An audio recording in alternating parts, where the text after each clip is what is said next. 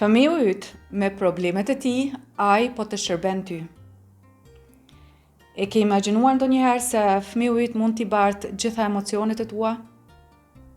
Ai nuk mund t'i shpreh ato me fjalë, por me sjelljet e tij. Ai me ato sjellje po të thotë ty, të lutem mami, të lutem babi, shërohu ti që të mundesh atëherë të më shërosh mua. Shërohu ti që atëherë të mund të më ndihmosh mua. Këto nuk janë temat mia, mos më mbi ngarko me tema që asgjë nuk më përkasin mua. Natyrisht që fëmiu nuk e bën këtë me vedije, por pasi që gjitha emocionet i përjeton me trupin e tij, ai nuk di t'i shpreh përmes fjalëve pra, por përmes veprave, përmes sjelljeve të tina. Dhe ne si prind shpesh i shikojmë fëmijët tanë si ata qajnë, si shpërthejnë në emocione intenzive, si inati, zemrimi. Pra dhe ne çfarë bëjmë? Ne provojmë që ta ndalim këta, të zbehim pakës, apo t'i menaxhojmë sa më mirë që të mundemi. Por e vërteta është se nuk është kjo arsyeja pse fëmiu shpërthej në atë mënyrë. Se fëmia ndoshta nuk e mori atë që e deshi, apo nuk don të shkon në shkollë. Natyrisht që ky ishte faktori që e nxiti që fëmia të reagon në këtë mënyrë, por rrënjët i ka shumë e thellë. Gjithmonë e kam menduar se si është e mundur që një fëmijë kaq i vogël me një trup kaq të brisht, si është e mundur që bartë me vete kaq emocione intenzive në ta. Çfarë ka mund të përjetoj ky fëmijë, çfarë frika, çfarë pasigurie, çfarë dhimbje ka grumbullu në trupin e tij pa mundur ta shpreh ata. Si është e mundur kjo? Dhe pikërisht për këtë, sot do ta marr një shembull figurativ që ju ta kuptoni sa më mirë se sa ndikon procesi gjatë shtatzanisë tek fëmia. Pra nëna është si toka që mbien farat. Dhe fara është pra fëmiu.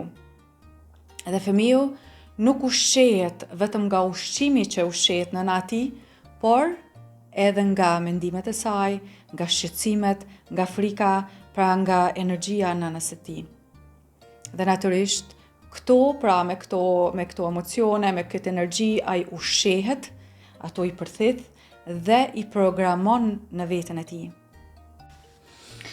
Dhe tani që ta kuptosh sepse fëmiu yt reagon në atë mënyrë, çfarë fshihet pas asaj sjellje dhe si mund ta kuptojmë dhe ta shërojmë në rrënje, të ftoj që ta shohësh këtë shembull.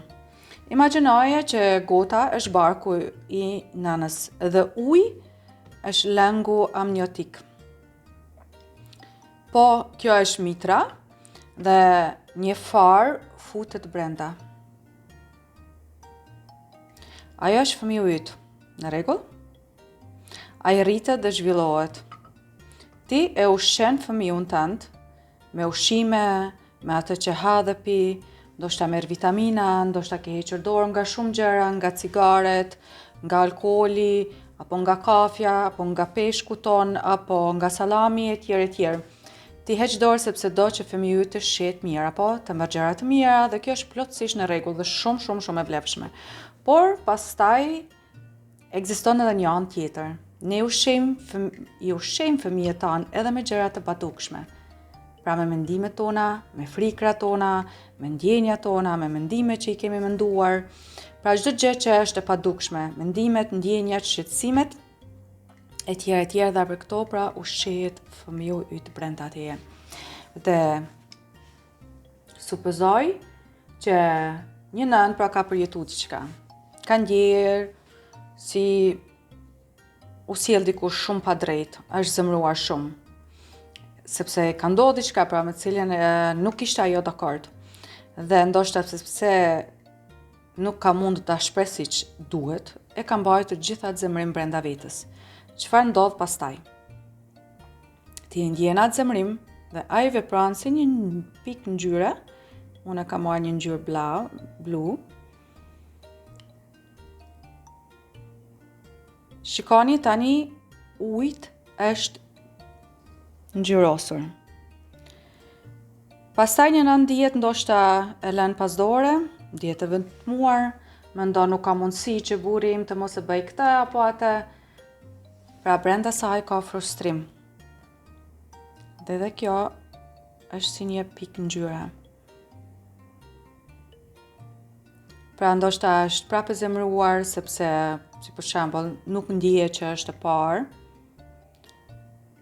Gjithmonë pikon pa pushim çdo emocion.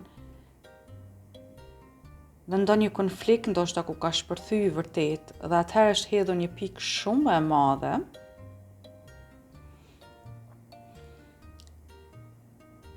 Dhe kështu mund të imagjinosh, ndonjëherë janë pikat e vogla, ndodhin vazhdimisht. Si ngjyra që nga pak të rash. Ndonjëherë është një pikë gjigante që prodhon shumë ngjyrë. Dhe kështu mund të imagjinosh këtë situatë, do të thotë fëmiu yt jeton me muj të tërë në këtë ujë. Hapi, gjithçka kalon tek ai, çdo detaj ruhet. Dhe kur rritet dhe zhvillohet fëmiu yt, pra gjithashtu edhe me emocionet e tua.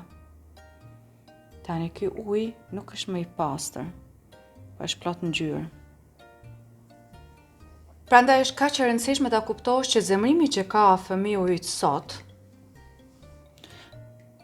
është shumë i thellë. Nuk ka lindur sot pra. Shtatzania, ajo periudhë ku ne në mënyrë të pavetishme natyrisht nuk dua ta theksoj, nuk dua të bëj fajtor, sepse nuk flasim për faj këtu. Nëse flasim për faj, atëherë ti nuk je vetme në këtë situatë ku ke përjetuar gjitha zemërim të madh, por kanë qenë edhe njerëz të tjerë të përfshirë që kanë kontribuar në këtë fazë, në këtë proces, dhe nuk është fjala për gjetur fajtorin, është fjala për të kuptuar që nga vjen ky zemrim, nga vjen ai shpërthim i fëmijës tënd. Sepse ne nuk dëshirojmë më që fëmia ynë të shpërthen vazhdimisht në zemrime, që të reagon gjithmonë në mënyrë të teprume. Që ai zemrim që fëmia yt e ka ndjer gjatë kohës që ishte në barkun e nënës, në barkun tënd, edhe pse ishte thjesht një informacion i vogël, fëmiu yt vetëm e ka përjetuar atë. Pastaj vjen fëmia në këtë botë dhe zemrimi tashmë ka kaluar tek ai, është ngjyrosur me ta. Është program i tij. Pra siç e shihni, që në barkun e nënës fillojmë me lojën e jetës. Zoti na ka menduar, na ka kriju shumë të pastër, pra shpirti ynë është shumë e pastër pa asnjë emocion, pra që në barkun e nënës ne marrim ngjyrë, ne marrim emocione, pra fillon loja jetës. Dhe loja jetës ka disa rregulla. Nëse ne nuk i njohim këto rregulla, natyrisht që ne si prind jemi shumë shpesh të pafuqishëm, ndoshta të dorëzuar, ndonjëherë dhe pa shpresë. Vinë shumë prind tek unë dhe thojnë që nuk munden më, janë të mbi ngarkuar, por nëse ne logjikojmë si është e mundur që një fëmijë kaq i vogël ty mund të nxjerr nga balanca. A nuk është kjo e çuditshme që një fëmijë kaq i vogël të bën ty të mbi ngarkuar? Shumë shpesh shoh në rrethin e prindërve se duke thënë se kështu ka thënë miku dhe nuk ka zgjidhje. Unë gjithmonë mendoj se edhe ai është një njeri, edhe ai është një mjek. Ky është opinioni i tij, nga këndvështrimi i tij nuk ka zgjidhje. Por para teje ka mundësia të pafundshme. E rëndësishmja është se dëshiron ti të qëndrosh me atë mendim të një personi, të çdo person ka të drejtë të mendojë ashtu si dëshiron. Pra rëndësishmja është që ti të vendosësh se dëshiron ta besosh atë mendim, dëshiron të qëndrosh ashtu si je. Ka shumë mundësi të ndryshme se pse ndodh ajo që ndodh me fëmijën tënd. Ndoshta është ndonjë temë shumë e thellë që është akoma pa shëruar dhe nëna e fëmijët e ka përjetuar gjatë shtatzanisë, apo ka ndoshta tema të ndryshme, jo vetëm një temë. Ka me të vërtetë Shumë prind që me kontaktojnë, ishte një prind që thoshte vajza e saj ulej në mes të rrugës dhe zhvishej total dhe i tregonte organe gjinitale të gjithë njerëzve. Edhe kjo i ka rrënjët e saj emocionale. Pra, thelbësorja është që ne duhet ta kuptojmë që nga vjen ky zemrim, nga vjen ky mlef, nga vjen kjo mërzi tek fëmiu, kjo qetësi, kjo mbyllje, pra çdo gjë i ka rrënjët e saj. Ka dhe nga ata prind që kërkojnë ndihmë sepse fëmijët e tyre nuk qëndrojnë në kopsh, nuk qëndrojnë në shkollë, apo provokojnë motrën, vllajën, provokojnë nxënësit në shkollë, ka sillen mënyra pra të padëgjuara dhe natyrisht që kjo është një lodhje pa ndërprerje dhe është një mbi ngarkesë për prindërit. Dikush mund të thotë se është një edukim jo i mirë, pra siç njerëzit e kanë shumë zakon të gjejnë të kenë imagjinata të ndryshme. Natyrisht pra që mund të ndikojë edhe ushqimi, edhe sheqerna të tepërt, ekrani, edhe kjo mund të ndikojë, sepse pra fëmiu shikon, regjistron dhe reagon, kjo është mëse e natyrshme, por besomni që ka edhe fëmijë tjerë që pikërisht të njëjtën situata i kanë, por nuk i tregojnë të njëjtat reagime. E keni menduar edhe këtë? Ka dhe nga ata prind që me të vërtetë thojnë kam lexu shumë, kam marrë këshilla të tepërta apo të shumta, apo mendoj jo të tepërta, se s'ka këshilla të tepërta. Jam mundu të flas botë, jam mundu të flas të edukoj fëmin me rregulla, kam provu mënyra të pafundshme, por nuk funksionon asgjë dhe jam në atë pikë që nuk mundem më. Por reagimi i fëmijës tënd nuk është se ti si prind ke bërë ndonjë gabim të madh, por ti emocionet e tua i ke reflektuar te fëmiujt dhe pra ato janë temat e tua që duhet shikuar, që duhet shëruar pra.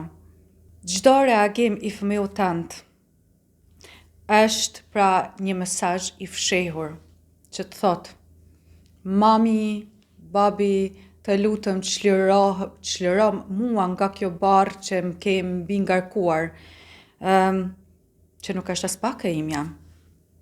Dhe natyrisht që ne si prind mund ta bëjmë këtë duke filluar s'pari me shërimin ton.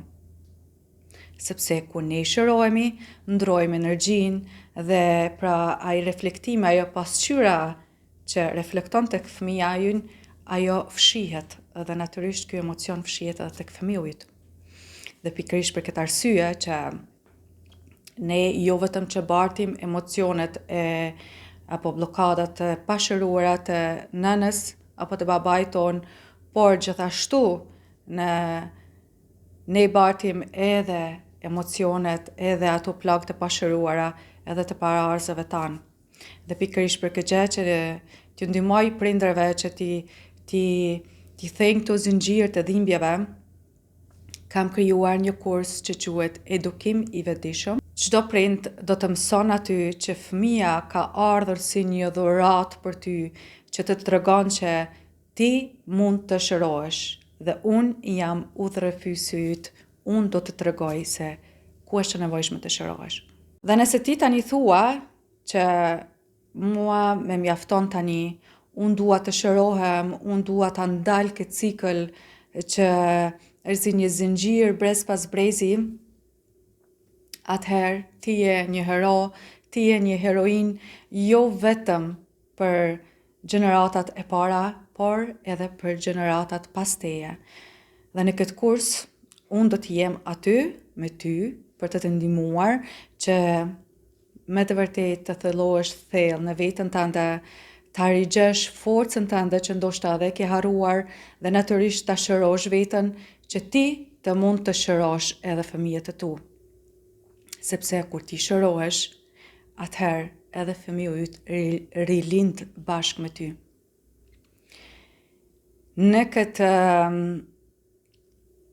Për fund i kësaj videos, po mendoj, do e gjeni një PDF që do të ndihmon ta reflektosh veten dhe natyrisht ke edhe një dhuratë, një meditim. Unë të mirëpres në këtë kurs, në këtë rrugtim të shejtë që do të ndihmon jo vetëm ta shërosh veten, por ta shërosh edhe brezat pas teje.